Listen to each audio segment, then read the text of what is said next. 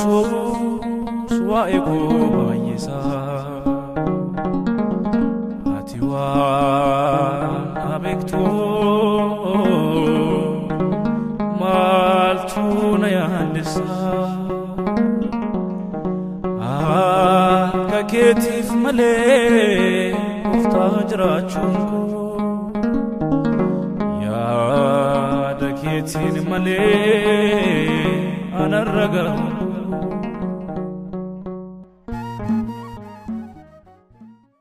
Magaba kanilama Afura kulkullu Waaqa tokko Ameen Jiraata bara bara kan ta'e Ariyaam teessoo isaa irratti kan galateeffamu Waaqa Israa'el barotaan duratti teessoo isaa kabaja irratti qulqullummaaf tokkummaaf sadummaa isaatiin kan beekamu Waaqa nageenya kan ta'e Amaanu'eel Elishadaay Yesus Kristos ulfinniif kabajni maqaa isaatiif haa ta'u yeroo hundumaa fakkaattii kan hin qabaanne dubartoota mara keessaas Waaqayyoo Shikan filate ulee Aaroon kan taate kakuu araraa Musee qulqullichi Yaaqoob finota loozaatti kan arge ulbaatii warqee kan taate ilma Waaqayyoo tokkos ilma ishee Yesus Kiristoosiin durbummaadhaan ulfooftee durbummaadhaan kan deesse haadha Waaqayyoo qulqulleetti Maariyaamiif galanni haa ta'u lakkoofsi isaanii kumaaf kitlaan kan hin lakkaa'amne teessoo fuula Waaqayyoo dura dhaabatanii waa'ee qulqullummaa Waaqayyootiif qulqulluu maqaasaa kan leellisan akkasumas yeroo hundumaa faaruu Daawit boqonnaa 90 lakkoofsa 11 gubbaa irratti akkuma barreeffame gufuun miilla keessan akka isin hin rukunneef ergamoota koo fuula keessan duratti nan erga jedhamee akkuma barreessame Waaqayyoon dura dhaabatanii waa'ee keenya kan nuuf kadhatan ergamoota Waaqayyootiif kabajni haa ta'u Ruhama Waaqayyo arjummaa isaa isiniif baay'isee akka Daawit baganaadhaan faaruudhaan fuula Waaqayyo kan dhaabattan faarfattoonni hundumti keessan Waaqayyo aarri rifeensa keessanii gonfoo jireenyaa isiniif taasise jireenya keessan hundumaa irratti kan isin ga'e hundumti keessan maqaa Waaqa Israa'eliin akkamiyyuu nageessanii sagaleen keessanii nagaamu akkamiyyuu nageessanii kabajniif ulfinni oqubaaf sagalni Waaqa keenyaaf haa ta'u egaa yeroon kun yeroo itti fuula Waaqayyoo dhaabanne waa'ee sagalee Waaqayyoo itti dhaggeeffannu qofa otoo hin taane bara itti cubbuu keenya maraaf gaabbii itti gallu akka nuuf ta'uuf fedhaaf eeyyama Waaqayyoo nuuf haa ta'u yoo Waaqayyo nu gargaare yoo intu nu gargaare mee warri Waaqayyo sin gargaare sagalee keessan ol kaasaati yaa Waaqayyoo jedhame bara koo keessatti maalummaa koo keessatti yaarni abbummaa kee yaarni maalummaa kee yaarni abbummaa kee akka na dhuunfatuuf fedhaaf eeyyama kee nuuf haa ta'u Ameen egaa yeroo kanatti yoo Waaqayyo nuuf eeyyame turtii keenya keessatti sagalee Waaqayyoo akkas jedhu waliin baranna hundumti keessan sagalee keessan ol kaasaati sagalee kana jedhame Ruhamaa jedhame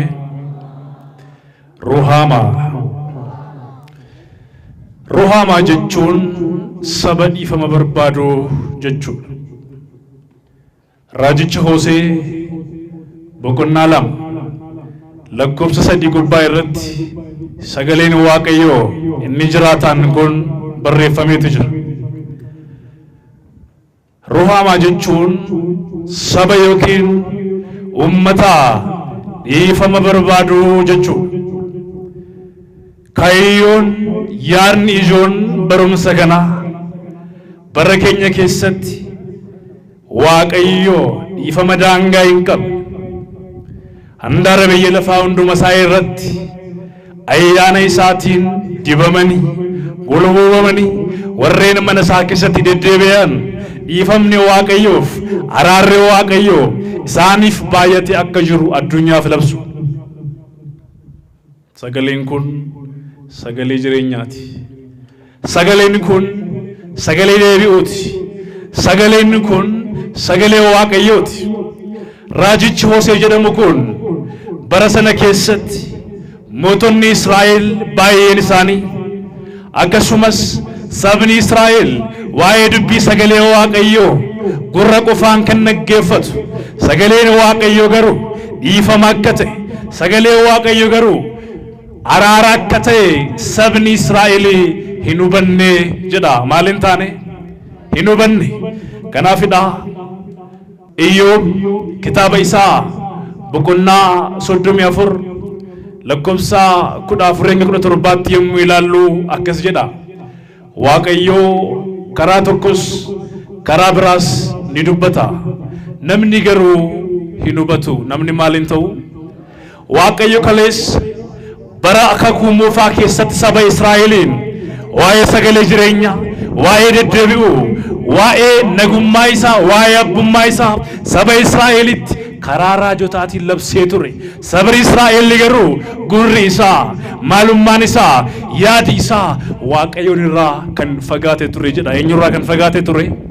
Saba waaqayyoo bara keenya keessatti waaqayyoo wajjin jirra jenna malee, waaqayyoon faana jirra jenna malee, yaadi keenya waaqayyo irraa erga fagaate baroonni baay'een lakkaa'amaniiru.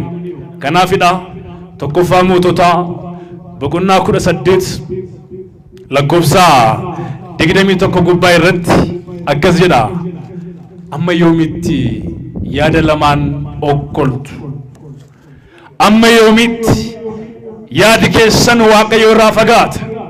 Amma yoomitti maalummaan keessan waaqayyo irraa fagaata? Kaleessa seera ba'uu boqonnaa 4 lakkoofsa 21 gubbaa irratti Israa'el mucaa koo hangafaati jedhee waaqayyo Israa'eliin waa'ee mucummaa erga laatee isin abbummaa waaqayyo maaliif gantanii? Eeyyanni beekama dhiifamni waaqayyo baay'ee. Tokkoon keenya cubbuun keenya akka bara kakuu moofaa irratti barreeffama too ta'e fuula waaqayyo namni dhaabatu hin jiru. Jiraayi nuun keessaa kan qulqullaa'e isaan cubboo hojjetan gubbaa irratti namni harka kaasu gonkumallee hin jiru. Kanaafidha waaqayyo guyyaa irraa kanatti sagalee ruhaamaa jedhuun akka barannu kan nu feeyyame. Waaqayyo dhiifama isaatiin, araara isaatiin gara isaatti akka nu deebisuuf fedhaa feeyyama isaa nuuf haa ta'u. Ijoollee waaqayyo egaa akkuma jalqabe isinitti himetti waaqni koof waaqni keessan xumurri barichaa yommuu ga'etti waaqni Israa'el ilma isaa tokkicha dubartii irraas kan dhalate seeraa gadittis seera qofatoo hin taane seera jabeessuudhaaf sagalee raajotaa jabeessuudhaaf gara addunyaa kanaa dhufe jedha. Qulqullicha Phaawulos ergaa isaa gara warra Galaatiyaa boqonnaa 4 lakkoofsa 4 gubbaa akkas jedha. Xumurri barichaa yommuu ga'etti waaqayyo ilma isaa tokkicha erge. Galanni maqaa isaaf haa ta'u. Xumurri barichaa jechuun maal jechuudha? Fayyinni namootaa yommuu ga'etti warreen kaleessa badii balleessaniif, warreen kaleessa gidiraa keessa turaniif waaqayyo akeekni isaa, yaadni isaa, maalummaan isaa ilmaan isaatiif kan qabu dhiifamadha. Maalidha? Maali saba waaqayyo? Dhiifamadha. Kanaaf amma Hoseen saba kanaaf dhiifamni haa ta'u. Maaltu haa ta'u?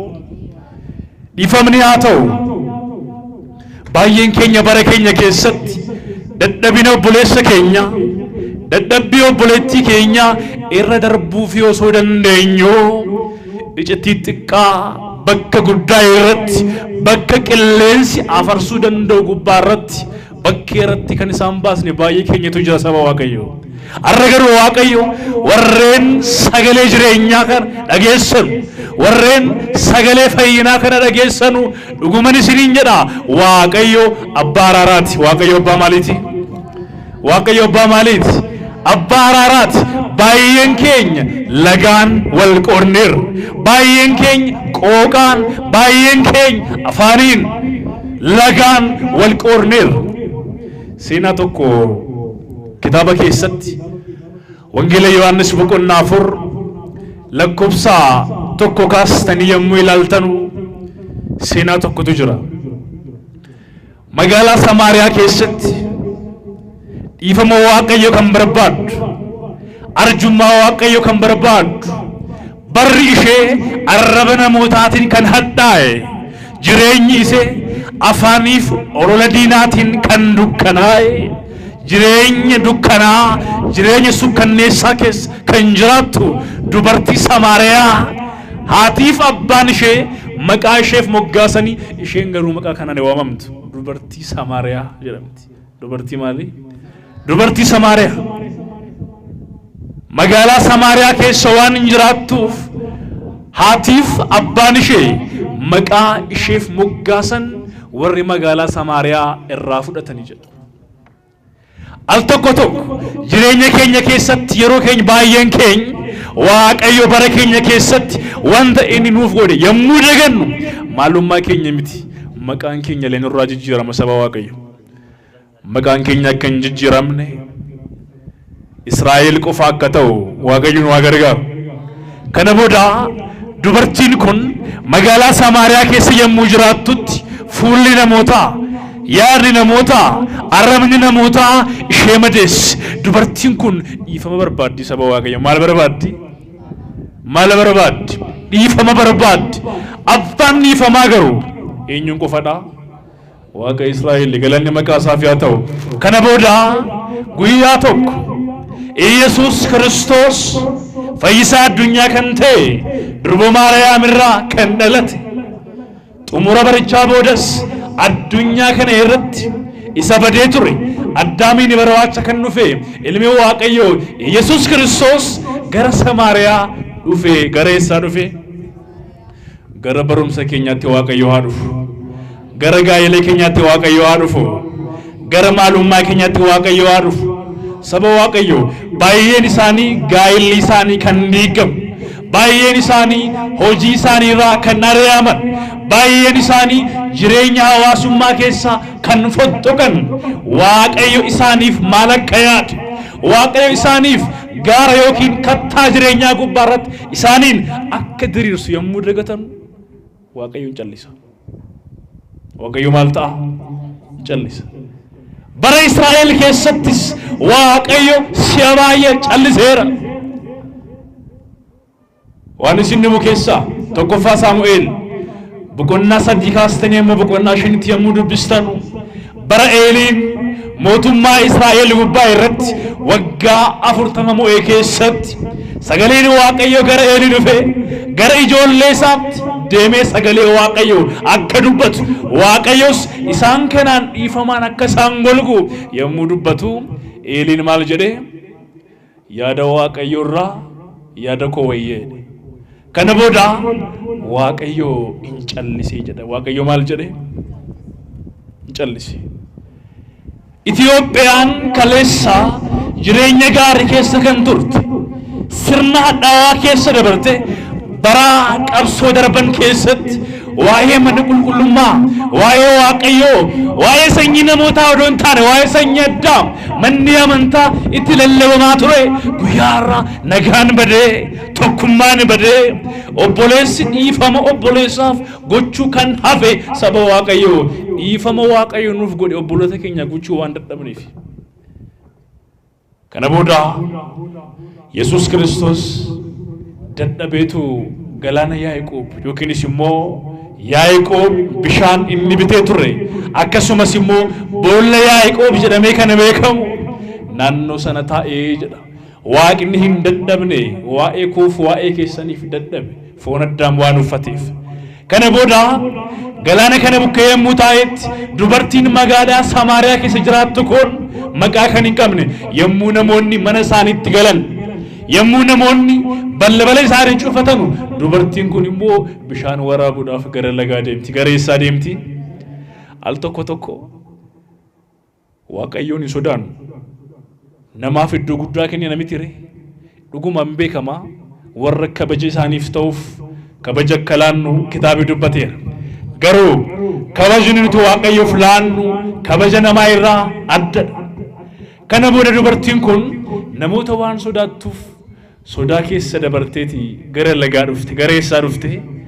Foon waan uffatteef waan dheebotteef gara laga kanaa dhufte jedha. Kana booda isheen kan baqattu nama ture amma garuu fayyisaa kan ta'e aarsaa dhugaa beenyaa karfalee guyyaa gaafa jimaataa fannoo gubbaarra waa'ee keessaniif kan oolle ilma Maariyaam Yesuus Kiristoos bishaan Yaaqoob kana bukkee taa'ee jira jedha. Dubartiin kun baay'ee naati. Inni kun eenyudha? Fuulli isaa akka calaqqee kan ifu, fuulli isaa akka balaqqee saarii kan ifu. Dhugumadha inni kun raajota keessaa isa tokkodha. Kaleessa raajonni baay'een isaanii waa'ee sagalee jireenyaa labsaniiru. Raajonni baay'een isaanii waa'ee nageenyaa labsaniiru.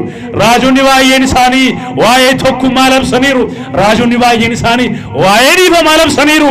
Garuu laphee koo keessaa dhahannaan onnee koo kan dhahatu nageenyi guddaan namicha kana keessa jira itti galanni Waaqayyoof haa ta'u. Maaltu jira?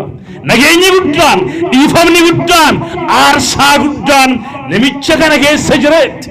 Amma kan isheen dubbattu fooniin yaada foonii. Yaadi keenya hafuuraa maalummaan keenya gaafa jijjiiramu yaadi keenya nama irraa ka'a. Maalummaan keenya nama irraa ka'a. Kana booda callistee bishaan waraabuu jalqabde. Yesuus Kiristoos garuu wangeela Yohaannis boqonnaa 2 lakkoofsa 4 gubbaa irratti mandara Qaanaa Galiilaa jedhamu keessatti haadha isaa maqaa waameen dubartii kana waame. Maal isheedhaan jedhe? Yaa dubartittii nana bishaan kana na obaasi. Maal kana na obaasi? Maal kana na obaasi? Inni gaara uume, inni dachee uume, qilleensaaf bubbee gubbaa kan tarkaanfatu, du'aaf dukkana gubbaa kan heemu Yesuus Kiristoos dubartii kanaan maal jedhe? Yaa dubartittii na maal na obaasi? Raajicha Isaayyaas boqonnaa 55 akkasumas mul'ata Yohaannis boqonnaa 22 lakkoofsa 17 gubbaa isin warri dheebottan kottaa bishaan jireenyaa dhugaa tola kaffaltii kan hin qabne. Maal kan hin qabne? Kaffaltii kan hin qabne beenyaan kan itti kaffalame. Dacheen kun yommuu uumame Waaqayyo dachee kana gubbaa irratti galaana kan dhangalaase tola waan uumameef tola kottaa dhugaa. Inni bishaan kana uume dubartii kana bishaan kadhate. Amma kaleessa warri Yihuudootaaf warri Samaariyaa gidduu isaanii dhiifamni hin turre, gidduu isaanii walii galtee hin turre, gidduu isaanii waan cimaatu ture. Kattaa walii galtee hin qabne ture. Kana booda kana cabsuudhaaf akkas jedhe. Dubartiin kun akkas jette.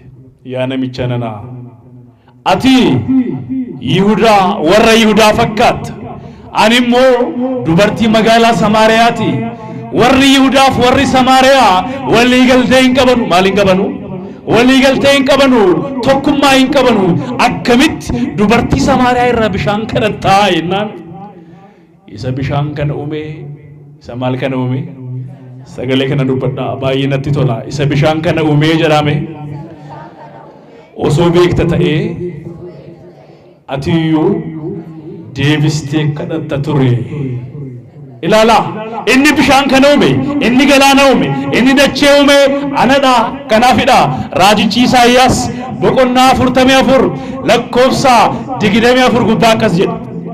Raajii Isaayyaas boqonnaa 44 lakkoofsa 24 gubbaa akkas jedha yemmuun samii kana diriirsu yemmuun lafa kana yookiin dachee kanas bishaan gubbaa diriirsee anaa wajjin eenyutu ture nama dhiboo waaqayyo samii kana utubaa malee yemmuun naaf lafa kanas galaana gubbaa yemmuun diriirse anaa wajjin eenyutu ture jedha waaqayyo dhugumadha waaqayyo wajjin kan ture hin jiru sababni isaa jalqaba kan ture jecha waan tureef jechi isaa sagalee isaatiin addunyaa kana boce addaamiin nama jalqabaa kan ta'e ilma isaa taasise teessoo kabajaarra kan kaa'e garuu addaam mijatni yookiinis immoo teessoon kabajaa ittiin tolle teessoon maali teessoon kabajaa naaf hin ta'u namna inni gargaaraa kee haa taatu jedhee bukkee kaa'e hewaan dogoggorsite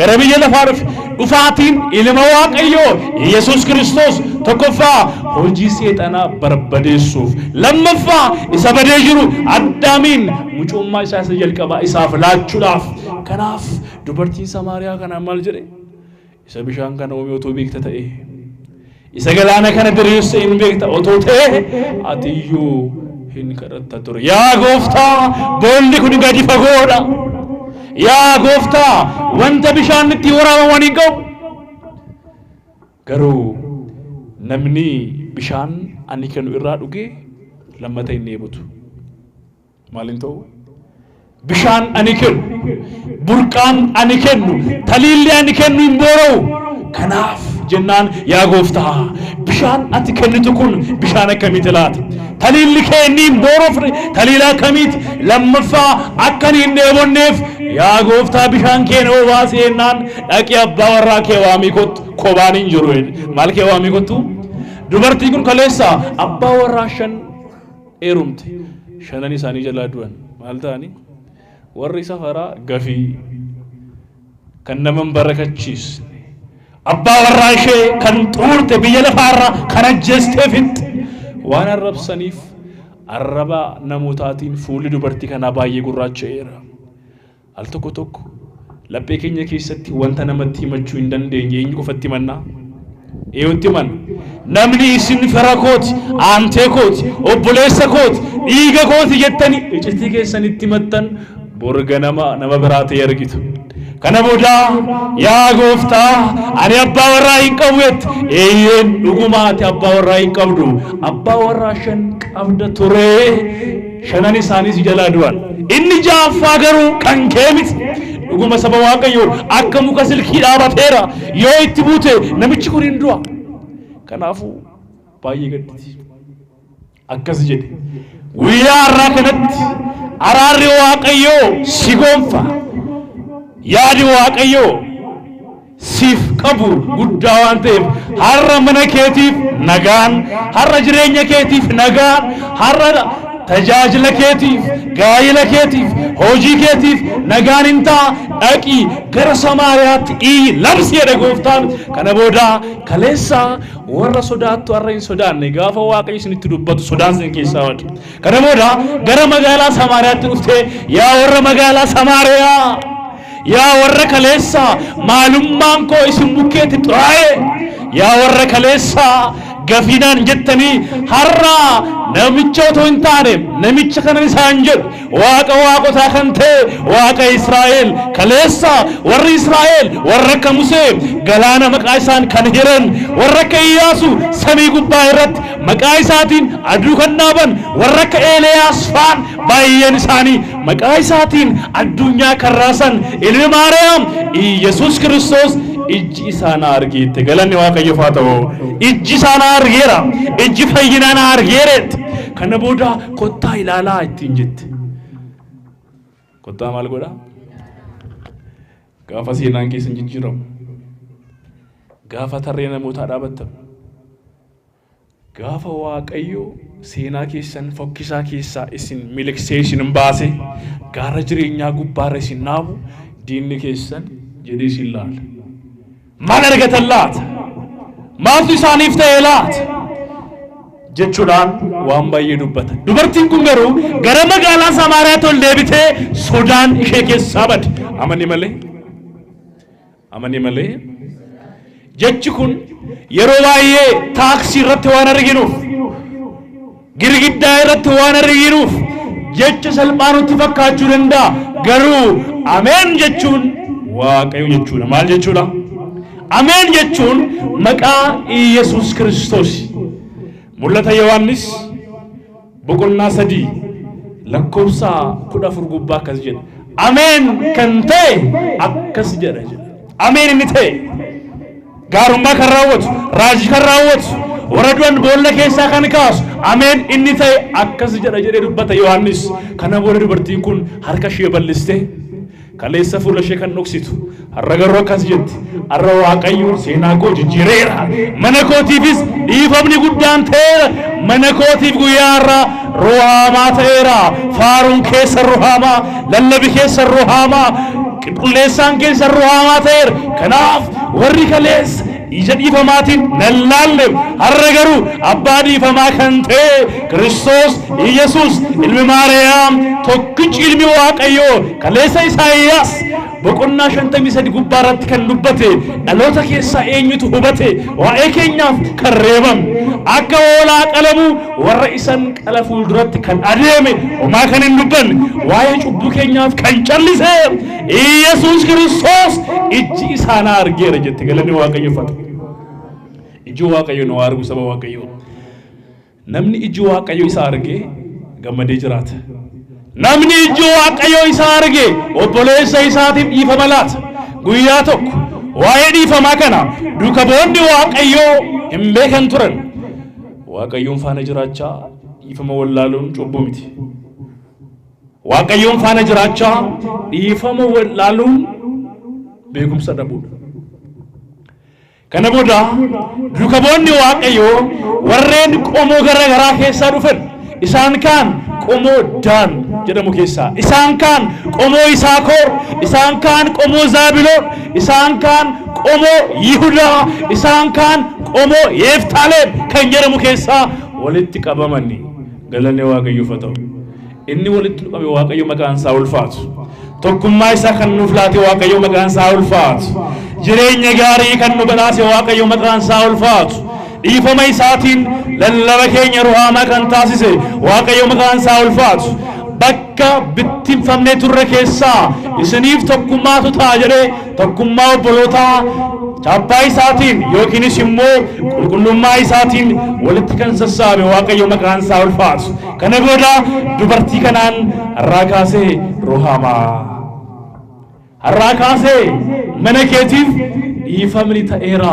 maal ta'eera maal ta'eera dhiifamni ta'eera har'aa kaasee mana keetiif nageenyi ta'eera abdiin kee kaleessa akka warra daandii Emaa'us gubbaa imalu akka Luqaasiif Qeleophaa kan ture har'a garuu abdiin kee inni citee ture dheerateera abdiin kee deebi'eera gaa'illi kee deebi'eera jireenyi kee deebi'eera sagalee labsii itti labsite kanaaf lallabi keenya maalidha ruhaamaa jechuun maal jechuudha saba maal barbaadu dhiifama barbaadu galanni waaqayyoof haa ta'u warri gama kana ameen hin jettan waaqayyo maqaan isaa ulfaatu warri jaalalli waaqayyo isaaniif baase warri eebbi waaqayyo labbi isaan tuttuqu akka obboleettii Musee akka Maariyaam kabaroo malee faarsu kanaaf guyyaa irraa kanatti waa'ee dhiifamaa waa'ee deebi'uu waa'ee waaqayyo wajjin jiraachuun kan nu gorse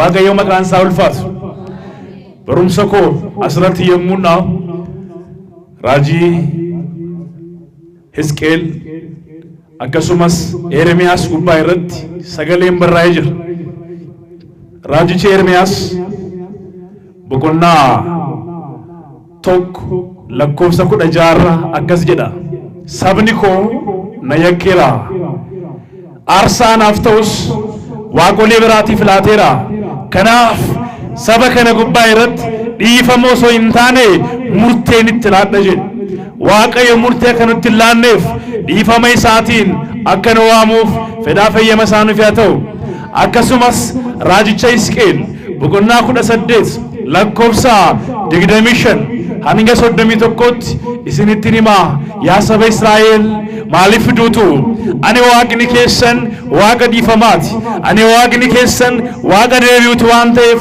badiisa keessan waan ani hin barbaanneef deebi'aati lubbuun jiraadha maaliin jiraadha deebi'aa nagaan jiraadha deebi'aa nagaan jiraadha deebi'aa waaqayyo wajjin kattaa jireenyaa gubbaa irratti faaruuf ililleen jiraadha kan nu barsiise kan nu gorse waaqni Israa'el maqaan isaa ulfaatu mata dureen barumsa keenya maal ture Ruhaamaa jedhame Ruhaamaa inni nu barsiise inni nu gorse gara mana jireenyaa isaatti kan nu deebise firii 30-60 busree dhaaltota mana isaa akka taanuuf fedhaa fayyama isaa nuuf haa ta'u boris waggaa har'aas waaqayyo lakkoofsa keessaa osoo nu hanqisin mana isaa keessatti gammachuuf ililleen walitti akka nu qabu fedhaa fayyama isaa nuuf haa ta'u inni nu barsiise waaqni waaqotaa mootiin moototaa jiraataa bara baraa kan ta'e ilma Maariyaam tokkicha ilma waaqayyoo guyyaa dhufaatii isaatti nu faana akka ta'u akkasumas mootummaa isaa gubbaa irratti akka nu yaadatuuf fedhaa fayyama isaa nuuf haa ta'u galanni waaqayyoof haa ta'u.